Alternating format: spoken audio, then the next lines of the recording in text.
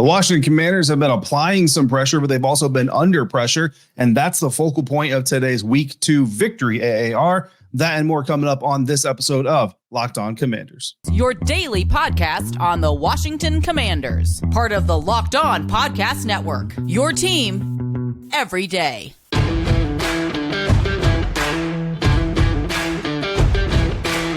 Welcome into this Tuesday episode of Locked On Commanders, your daily podcast covering the Washington Commanders, part of the Locked On Podcast Network, your team every day. Thanks so much for making Locked On Commanders your first view of the day every day, or your first listen of the day every day. Don't forget that you can subscribe for free on YouTube or wherever you're getting your podcast. And you can continue this conversation with me by becoming a Locked On Commanders insider just by heading over to joinsubtext.com/LockedOnCommanders. And you can text me straight from your phone anytime you want to, and I can text you back as soon as I can. During press conferences, during games, we're giving all kinds of information out there directly to you. You don't got to scroll. You don't got to search. It's all coming directly to your phone from me, your host, David Harrison, also on Twitter at DHarrison82, credential member of the media covering your Washington Commanders for CommanderCountry.com, a part of Sports Illustrated's FanNation. And I'm here with you every Monday through Friday, along with our everydayers, who I greatly appreciate for all of you coming through on a continued basis, on a consistent basis, like you continue to do, supporting the program. Speaking of supporting the program, today's episode brought to you by FanDuel. Make every moment more. Right now, new customers can bet $5 and get $200 in bonus bets guaranteed. Visit FanDuel.com/LockedOn to get started today. On today's episode of Locked On Commanders, we're going to rant about Ron Rivera as we dive into comments Coach Ron Rivera made following the game on Monday, the comments they made during his Monday press conference. We'll talk about what we want to see improved by the Washington Commanders ahead of Week 3 against the Buffalo Bills, and then we'll start to turn the page from Week 2 towards Week 3, a crossover Thursday episode with me and Locked On Bills host Joe Marino right around the corner. But first, every good after-action review has to start with the positives, and that's our post-game tradition here. Very next episode, following our initial reactions to the week that was. Fortunately for us, a Washington Commanders win over the Denver Broncos. Now we're going to do our after-action review. We're going to talk about something we want to sustain, something we want to improve, and then we'll hear from the commander-in-chief, I suppose, himself, Ron Rivera. We're going to start with the good. We're going to start with the sustain, and the sustain that we want is the sacks that we are seeing from this Washington Commanders defense. Of course, total pressures, obviously, we want to keep them up as well, but sacks is really where a defense makes their money, where they make their biggest impact on an opponent. And through 2 weeks of NFL action, the Washington Commanders are tied with the Dallas Cowboys, for the lead league in sacks with 10 of those bad boys, 7 of them coming against the Denver Broncos on Sunday, 3 of them coming against the Arizona Cardinals in Week 1. Washington is also top 8 in sack yards so far, having set opposing offenses back 49 yards total through 2 games. That's a pace of 85 sacks this season, which would be an NFL record, which is why it's going to be really hard to maintain that pace. But we're going to love and we're going to enjoy seeing these guys try to keep up that pace and see where they can get to. Anyway, they're going to have to average at least 4.5 sacks per game for the year to threaten that regular season team record. So good. 3 in the first game, 7 in the second game. You know what I mean? 4.5, you're not too far off from getting those numbers. Only 4 teams right now in the National Football League are on that pace. The Washington Commanders and the Cowboys, obviously being 2 of them, as they are tied at the top of the league. The Arizona Cardinals and the Pittsburgh Steelers are the 2 others that are currently doing that. The Arizona Cardinals helped out a lot by that 6 sack performance they had against Sam Howell and the Washington Commanders in Week 1. We'll see if they can keep up that pace as well. The Pittsburgh Steelers, obviously, we already know they're a really good sack team.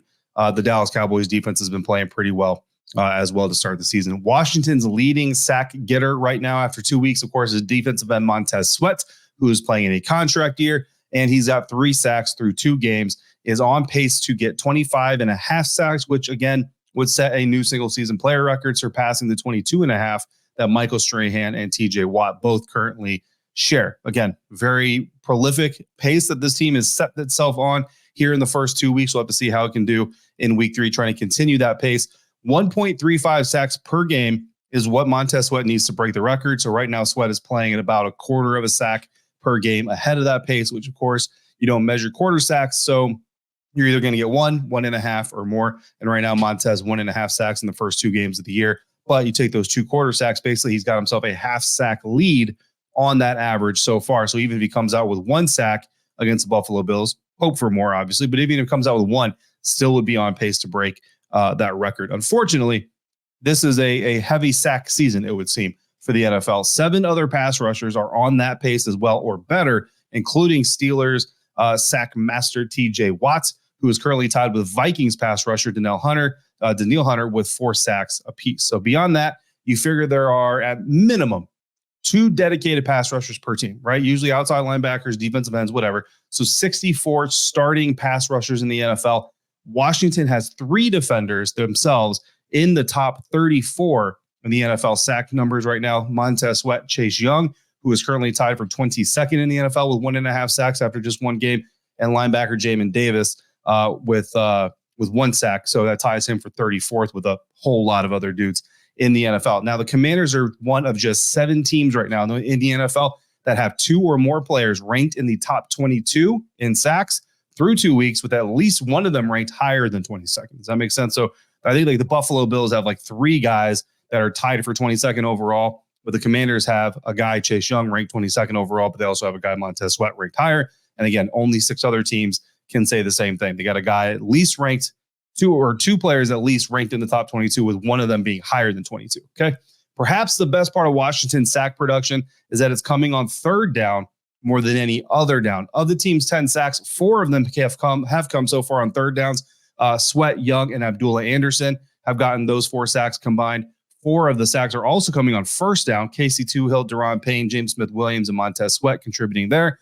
2 of their sacks come in on 2nd downs. Those came from John Allen and Jamin Davis. So 4 on 3rd down, 4 on 1st down. The 2 most important downs on a drive, 1st and 3rd, are where the Commanders are getting their best pass rushing efforts this season, and that needs to keep going. That's why that is our sustain for this week's post-victory AAR following the Week 2 win over the Denver Broncos. Especially we got to see that keep going against a quarterback like Josh Allen of the Buffalo Bills, because he's coming in next weekend looking for a win himself. But what needs to get better? So we know we need to see the pressure from the Commanders defense sustain, continue on. What needs to get better? We're staying in the trenches for that answer, and that is coming up next on today's episode of Locked On Commanders, part of the Locked On Podcast Network, your team every day. And today's episode of Locked On Commanders brought to you by Jace Medical, and it's brought to you by the fact that you should never be caught unprepared. And Jace Medical is here to help you make sure you have 5 life-saving antibiotics on hand for emergency use if ever you should need them. The Jace case provides 5 life-saving antibiotics for emergency use. All it takes to get a Jace case is to fill out a simple online form, and in some cases, jump on a quick call with one of Jace Medical's board-certified physicians. It's doctor-created. It's doctor-recommended. Everyone should be empowered to care for themselves and their loved ones during an unexpected situation, natural disasters, travel, pandemics. There's a lot of other uncontrollable environments you may find yourself in. One Jace case user found himself in a situation where he needed his doctor. His doctor was unavailable. And Frank said, quote, "Easy as 1, 2, 3, just in time. I received our package the same day I got a sinus infection. My doctor was out of town. No appointments for days. Thank goodness it arrived." End quote. With storms, shortages, pandemics, even more, the Jace case gives you peace of mind so that you're not just hoping that you have access to the medication you need in an emergency. Jace Medical make sure you have the medication in hand. Save more than $360 by getting these life-saving antibiotics with Jace Medical, plus an additional $20 off by using the promo code Locked On at checkout at jacemedical.com. That's JASE medical.com. Today's episode of Locked On Commanders also brought to you by FanDuel. FanDuel is America's #1 sports book. And right now, new customers, you bet $5 and you will get $200 in bonus bets guaranteed. Plus, all customers who bet $5 will get $100 off of NFL Sunday Ticket from YouTube and YouTube TV. I recently took advantage of that offer myself, and very happy because I won the matchup, and I also got $100 off of NFL Sunday Ticket. So when I'm flying around covering Commanders games before, after, whatever, I can catch up on what's going on around the NFL. The Washington Commanders are currently 6.5-point underdogs at home against the Buffalo Bills next weekend. So if you think that they're going to cover that or do better than that, by all means, go ahead and place your wager. I would probably recommend waiting until after crossover Thursday. Let's hear what Joe Marino has to say about the matter. But now is the best time to join FanDuel regardless. The app is easy to use. You can bet on everything from spreads to player props and more. So visit FanDuel.com/lockedon. Kick off the NFL season with an offer that you're not going to want to miss. FanDuel, official partner of the NFL.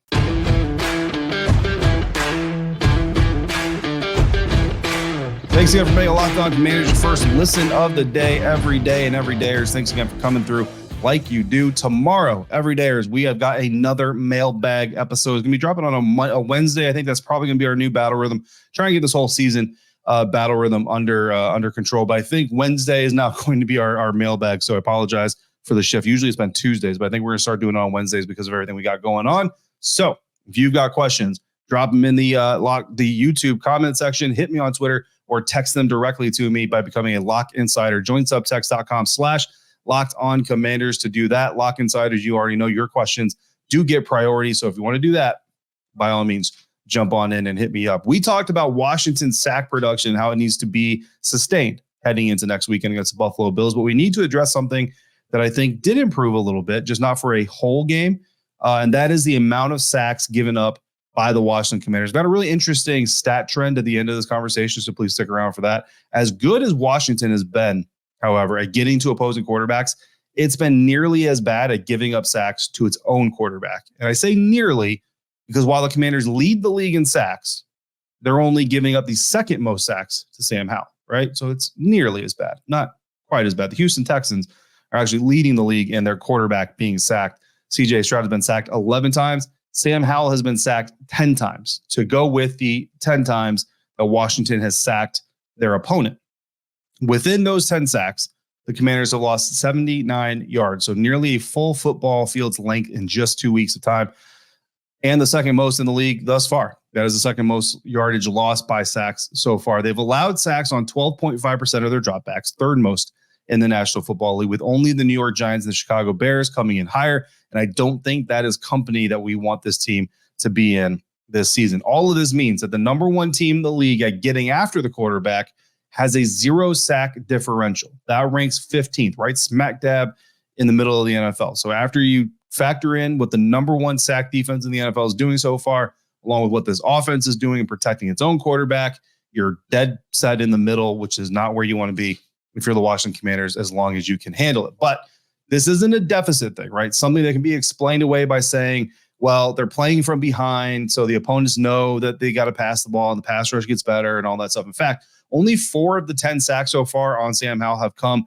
when Washington was trailing. And of those 4, only 1 came with a 7-point or more deficit this season. So this is not about being behind on the scoreboard.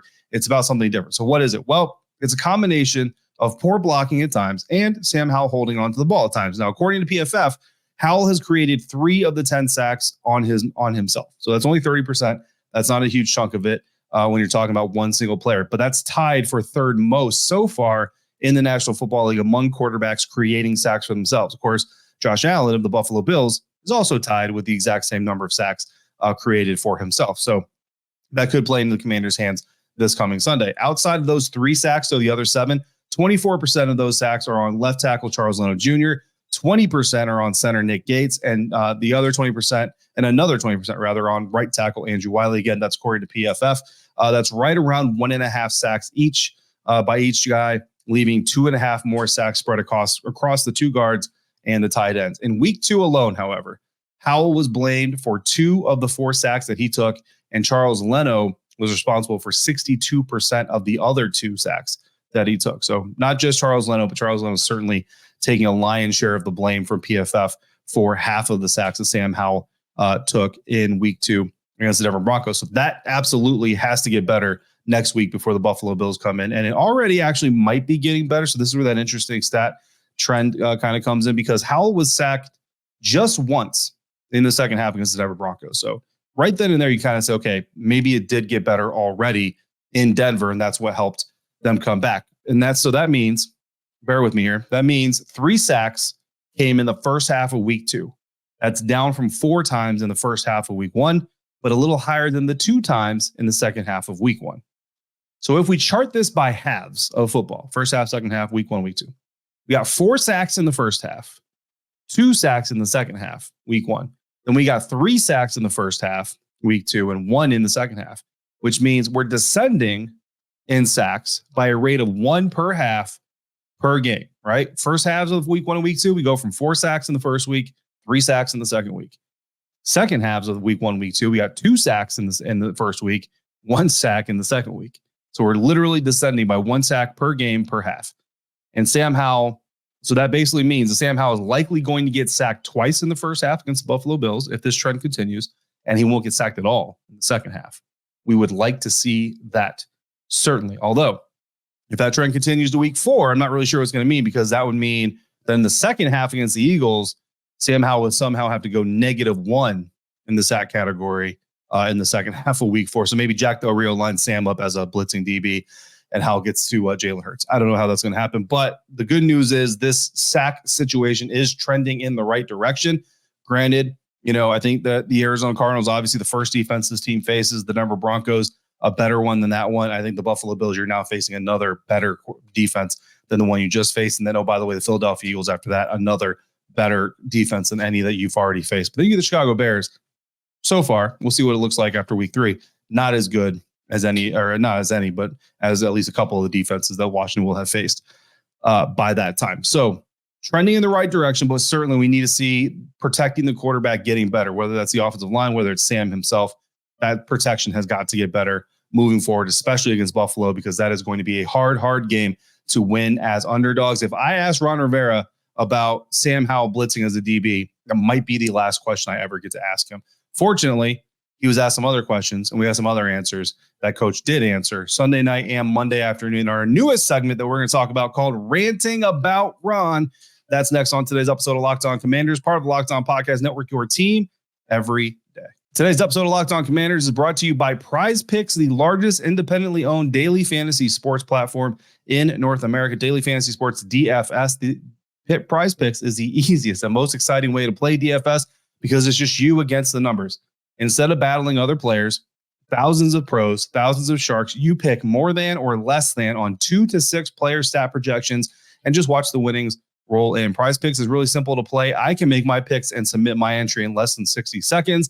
This week on PrizePicks, I'm actually going to do a Thursday night football triple play. I'm calling it a triple play. That's not a PrizePicks thing. I'm just doing it myself. But I'm taking 49ers quarterback Brock Purdy to go for more than 222.5 passing yards, Giants tight end Darren Waller for more than 50.5 yards receiving, and 49ers running back Christian McCaffrey for more than 112.5 yards offense, rushing, and receiving combined.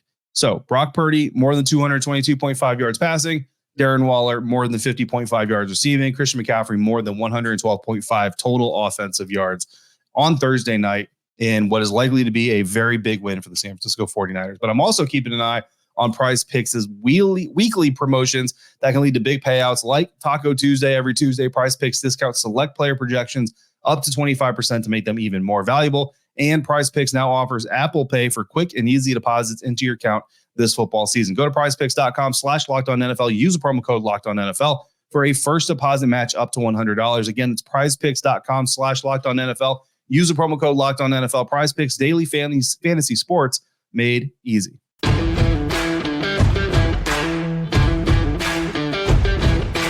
Introducing a new segment here on Locked On Commanders for our Monday AAR episodes called Ranting About Ron. We're going to take some quotes. When I have more time in my schedule, I plan on doing this in video format as well. We're going to dive deeper into those quotes. So in the future, hopefully I can get time to download some video of Ron Rivera, upload it into a frame, put it up here on the screen for you guys on YouTube, and an audio for you guys listening to audio so that we can hear from Ron himself.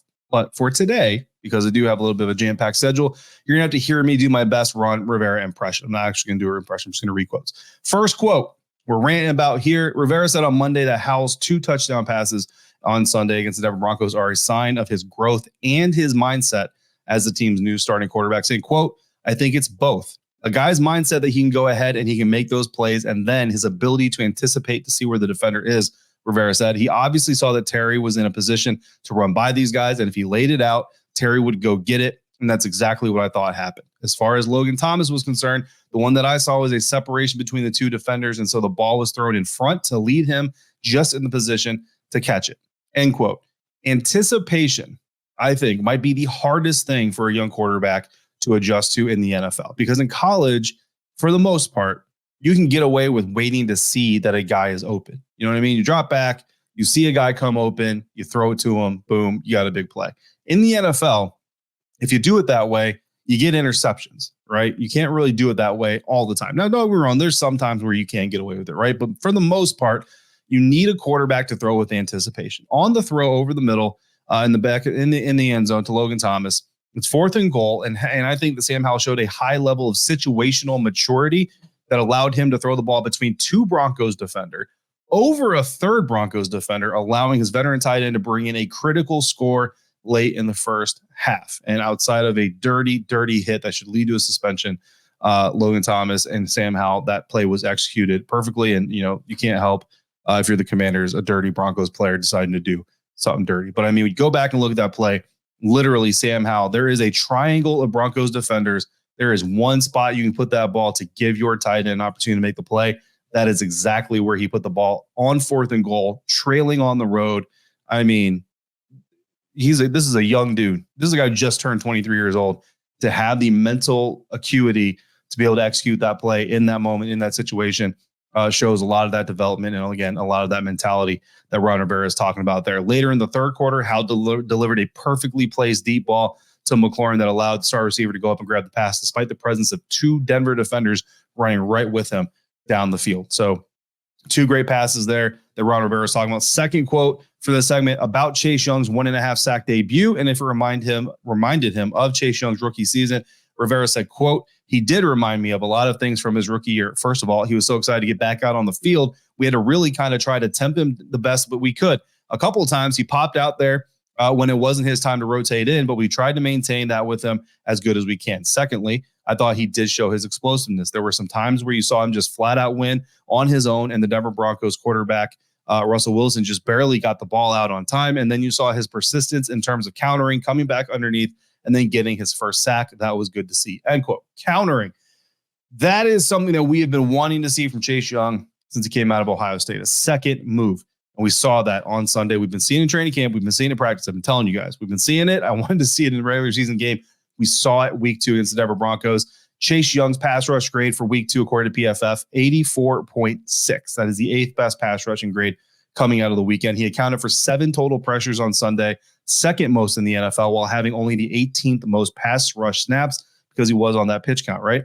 Young also got 4 hurries in the game, as Rivera mentioned, which was top 5 in the league for week 2, and he won on 26.7% of his pass rush attempts. That is a wicked high percentage of pass rush wins. That pass rush win percentage is the highest on the Commanders roster right now among anybody with 2 or more pass rush snaps.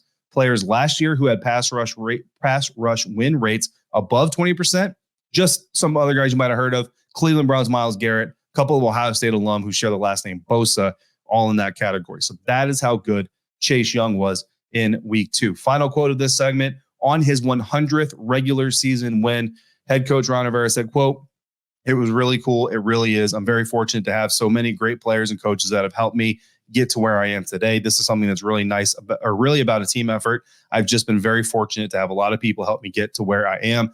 End quote. And yes, coach, it was really cool. 100 regular season wins. That is a lot of regular season wins and a lot of football that Coach Rivera has coached. So congratulations to him from Locked On Commanders. I know Commanders fans, I know y'all don't love Ron Rivera all the time, but I hope you can enjoy this milestone with him as he enjoys the milestone with you. Coming up tomorrow, I'm going to enjoy being back out of practice, coming back to you, talking to you about practice. My insiders, join subtext.com. I'll enjoy texting you about practice and during injury reports and press conferences officially and more, including our mailbag episode now on Wednesdays, because Monday's game reaction, Tuesday's AAR, Wednesday mailbag, crossover Thursday, final look Friday. I mean, boom, that's our 5-day schedule. We got some bonus episodes we'll get in as we can. In the meantime, if you got questions or comments, just throw them into the YouTube comments on Twitter or text them directly to me by becoming a Lock Insider at joinsubtext.com/LockedOnCommanders. As always, thank you so much for making Locked On Commanders your first listen of the day, every day. Thank you for coming through on a consistent basis like you do. Thank you so much for making me a part of your day, part of your routine. Until we speak again, please be safe, be kind, and I'll see you next time for another episode of Locked On Commanders, part of the Locked On Podcast Network, your team every day.